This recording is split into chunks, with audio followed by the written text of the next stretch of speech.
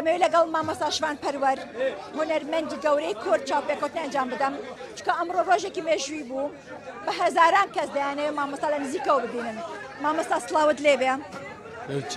نەورۆزت پیرۆز بێ. نەورۆزە وەژی پیرۆز بێ، برێگەها ڕووداوێ سلااف و ڕێزێمە بۆ گەلێمە بینەرانان نەورۆزە وان پیرۆز دکم ji dil. مامۆستا هەستی چۆم و کە بینیت لەسەر ستیج جەنابەت چەندین کۆنسێرتت کردەوە بەڵام ئەوەی ئەمڕۆ جیاواز بدوات گوت هەستی چۆم و کە بینیت بە هەزاران کورد بە ئاڵای کوردستانەوە لەوێ ئامادە بوون. زۆربە جاران لێرە کۆنسێرت چێبوونە ئەمنجی تەبلێ بوومە بەڵام ئەم کۆنسێرت گەلێک ڕەنگین بوو لە هەموو پارێ کوردستانی هەبوو شاهەیەکە دڵخۆشی و هیواداری هێویان ملەتێ کورد بلند بوویە مۆرال بلند بوویە زانێ کورد سینۆرە ڕادەکەن بەرەو بەرەو ئەو سینۆرێ دژمناڵ ناوبەینا کووردا دانینێ کورد قبول ناکنیدی دەبێ ڕاکن زانێ ملەتی کورد 100 ساڵە لێک و دوو قەتاندن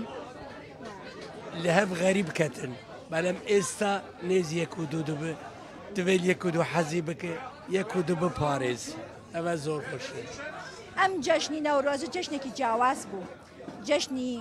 ئاشتی پێدەوترە بۆ ڕۆژاوای کوردستان. ئومێدی تۆ چییە بۆ ڕۆژاوای کوردستان؟ قوربان مدیت ڕۆژهەڵاتی کوردستان تایبەتی ئەم ساڵ وسا گەورە و باش شێکر و دەستێوان خۆش ئورومیە سنێ لە هەر لایی کرمانشان دەستێوان خۆش لە هەر هێلی کوردستانی گەلێک باش پیرۆز تایبەتی ڕۆژهەڵات تایبەتی دەستێوان خۆش سلااف و ڕێزێ من بۆ خەلکێ مەی ڕۆژهەڵات خەلکی مەی ڕۆژهەڵات زۆر زەحمەت دیتیە بەڵام تشتێ باش چێ دەبێ ملەتێک هیوا وەندا ناکە نەورۆز جەژنێکە وسا خۆشەویستە جەژنێک و بەرخوادانێک و ملەتی نلایەک و دوو گەل یەک و دوو جەژنێکە لە دنیای گرنگترین جەژنە دەستی ملەتی کورد ساغ بە جەژنا نەورۆز بەرفرەه ناسکردندا گەلێک باش. ئەمڕۆ پەیامێکیان گەیاند کوردانی هەموو چاپارچەی کوردستان لە کۆلنەوە بۆ ڕۆژاوای کوردستانیش ئەو پەیامە چەندێک گرنگە کە بە جیهانی بڵێین. قوربان وەکم بگۆ کوردستان یەکە لە بۆ ملەتی کورد بەلەم لە 100 ساڵە داویە 100 ساڵە 19 کوردستان پار و پارچەکردن زانە و ئەوێ سایکسپیکۆ و داخوازیێ چی بێژێ پەترۆل و گاز و تشتێ وسا و ئەوروپی و یێدە هەموو هاتن مخابن دبکۆ بەرژەوەندیەوان نەکەت ناو ملەتی کورد بەلەم دیتێ کو ملەتی کورد ملەتێکی خۆشەویستە ملەتێکی ئاشیانەیە ملەتێکی دۆستە جیران هەزە ملەتێکی یعنی خودان ئاشتیە زانە ئێستا دنیا هەموو لە ملەتی کورد دەگەڕێ و بشسایان پیرۆزیان نەورۆزێ زۆر ملەتی دژی کورد ناسە گەلێکی باش دەبێت. مامۆستا ڕۆژاوای کوردستان ئێستا لە دۆخێکدایە وەک دەبینن دەستور مافی کورد بە هیچ شێوەیەک ناو ناهێنێت لێرە خەڵکێکی زۆری ڕۆژاوای کوردستان لێرە ئەمڕۆ نیگەران بوون بەڵام بەم جەژنە ویستیان بە هەموو گیان بڵێن کە کورد هەیە نەورۆز هەیە کە ئێمەی کورد کۆڵ نادەین بەرخودان نەورۆز یعنی بەرخودان ئومێدی ئێوە چییە پەیامی ئێوە چ بۆ ڕۆژاوای کوردستان؟ قوربان ئەز مرۆڤێکی خوێندەمە دنیا گەڕیامە متەحلیلە ژیانە جواتە زۆر باشکری جواتین کۆلەدار یەفەوەداڵ بورژوازی سۆسیالیست کۆمونیست کۆنسەرواتیڤ لیبەرال هەر شێوە ئێستا تەحلیلە ڕەوشە گەلێ کورجی بەر من وسا نینێکی خویایە زۆر جار دەنگ ناکەم بەلەم پێشە ڕۆژێ تشتێ زۆر باشوێ دەرێ ڕۆژەوای کوردستان تایبەتی ئێستا میناکەکە لە ڕێگەی چوندنە ئازادیە ئارمانجا ئازادیە تەسیرا خۆ لەسەر تەبایە کوردستانی دەکە ئەو یەک دوو بلا کورد مسلمان دەبن خریستیان دەبن ئێزدایی دەبن کاکەی دەبن زەردوشتی دەبن شیعا دەبن چ ڕەنگ دەبێ وڵات ئاخ سەری هەر تشتیە ئاخ ئازادی سەری هەر تشتی بلا کەس بە ئۆڵا نەخاپێ عەرەب تایبەتنی ئۆڵا ئیسلامێ دکن وەکە نەتەوە و بسەرێ مەبەتینن وجدانی فارس و عەرەب و ترکا هەبێ وێ ڕێزا ملەتێ کورد بگن و کوردجی مسلمانە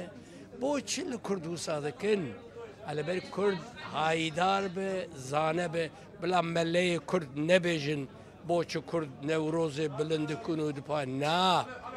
نەورۆز جەژنێکە دنیاییە خۆشەویستیە دەرهاتنە بۆهارێ و کەسکایی و نوژەنیا ژیانە دنیاییە لەبەر ویژی بۆ ملەتێ کورد زۆر گرینگێ بلا کەس کەسی نەخاپینە مەلەیەن مە ڕجالوە تکالوە ئاخا خۆ حەزی بکەن زمان چاند وڵاتێ خۆ حەز بکەن ملەتێ خۆ حەز بکەن ئەو لە پێشیە هەر تشتی کی ئۆڵاوانچی بلا مەشینن بەلەم ئۆڵێ نەخن پێشیا وڵات و وڵات پەروەری و ئاخ و ئازادی ئەمە زۆر گرینگە زۆر گرینگە ئەخی دوایین پرسیارم لە بەڕێستان ئەوەیە ئەمڕۆ کوردانی دیاسپۆرانی شانیاندا کە کورد لە هەموو پەیامێکی گرنگیاندا بە جیهان وەکە کورد یەکن لێرە بە ئاڵاکانیانەوە شاریاندا پۆشی شاری کۆلن پەیامی تۆ بۆ کوردانی دیاسپۆرا چییە؟ کورد لە دوای 5 ساڵی یام زۆر جار دەگوت خۆزیل 150 ساڵ بەرێ 2 ملیۆن کورد لە دەرهەبیانە کورد لە باندۆرا تورک و عەرەب و فارس دەردەهاتن باشتە بوو تێکلیە دیپلۆماتیک و سیاسی زۆر باشتە بوون بەلەم لە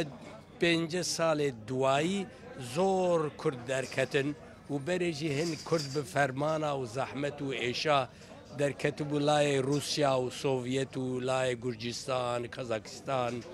ئەرمەنیستان ئەو لایانە یانی هەتا کرگزێ رووسیا بێداوی چوون ئەمریکا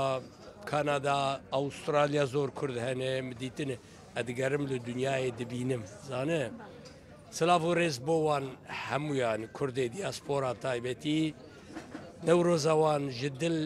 bi rêgeha Rûda û TV pîroz dikim hûn jî bi xêr hatin destê we xweş û xizmetek baş dikin Rûda û xizmetek baş dike destê we xweş taybetî rêgehandin ciyana milleta de êsta zor girîng e rastî û gerek em piştevaniya rêge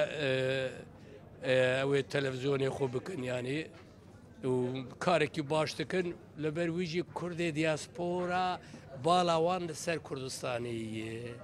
hezkirina wan hêviya wan bendewariya wan ew Kurdistan welatê mirova serbixwe be tu li ku devera dunyayê be yek li te pirsin from where are you I'm from Kurdistan oh Kurdistan well we know it's a great country ama gava Kurdistan ne serbixwe be dibêje I'm sorry Kurdistan oh yeah I'm sorry sane yani ber wê yekê jî canê milletê Kurd li ser rêgeha serxwebûnê biçe welatek ne serbixwe be berhemê civata wî welatî dîrok edebiyat zimanê çand û kelepûrin û şahrezaya dîrokî nayete parastin şahrezaya dîrokî zor girîng parastina wê li ber çi meselen bêjin Kuroş li medya tê ne wisa medya yanek dibe axamenî filan bîvan okey belem Kuroş di dîrokê de rolekî pêxemberî lîstiye hema Qur'anê bahs nekirine ber Kurd e hema bahsa ew kirine Alexander kirine zane ha eveya kelepûrê dîrokê yî eveya şahrezaya dîrokê yî welatek serbixwe be perwerde zor baş çê dibe minalê wî welatî fêr dibin li ber wê me zor girîng be زۆر سپاس دەکەم منیش خۆم بکو ئاڵاشاڵی وەکو ڕووداویش سپاسی بەڕێستانەکەین هەر هەبیت خوشکی من هیجا سر چاوی من زور بەڕێزی ممنونی مامۆستا، ود هەر زۆر زۆر سلام سپاس. و ریش مەمنون، زۆر زۆر سپاس بەڕێزی چاوێ. مامۆستا. جەژنیتە دووبارە پیرۆز بێت. دیوه همیار پیروز دکن مەمنون، زۆر سپاس بەڕێزی.